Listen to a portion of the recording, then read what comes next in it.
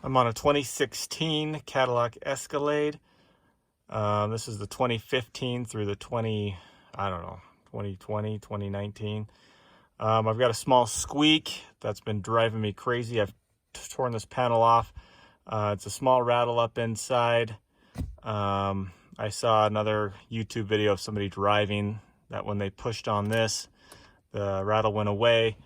I've taken days to tear this apart and fix it, and I can't get the rattle to come at all those days, and then other days it rattles like crazy. What I did is I drove around finally a couple weeks with the panel covers off, and I just shoved my hands up in here until I felt something stop squeaking and I could make the squeak go. Let me show you what I found. There's a piece of plastic that rests on top of a piece of metal.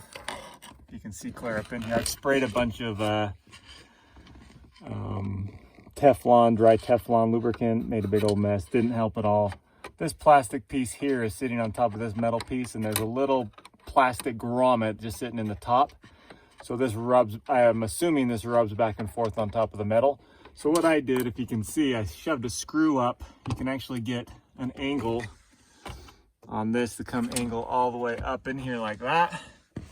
And you can get it, your head of your screw right in there. And I had to use a smaller screw at first to kind of drill a pilot hole through the metal, and then it went through the plastic piece here. A couple different options. I used, it kept slipping out, so I used this little thing here with a non-drilling tip to kind of get a pilot hole. And then I actually put in a thin thread like that. You probably could do something like that as well. This one has a smaller drill thread, and then it goes thicker, so it holds a little bit better. These little self-tappers I didn't think were long enough. It looked like it pushed the plastic up in the way a little bit, so I don't know how well it's gonna work, but maybe it's just enough to push that plastic piece out of the way to keep it from rubbing. Thought about putting some wet silicone lubricant on there as well, but I didn't want a big smelly mess dripping all over the place. Anyway, I might clean this up a little bit, but we'll see if that fixes it. There's another one on the other side. It's a little bit harder to access, and there's some wires above it that make me a little bit nervous to drill, but the squeak was definitely on this side. And when I reached my hand up here and I touched this little piece right here, when I was driving, it went away.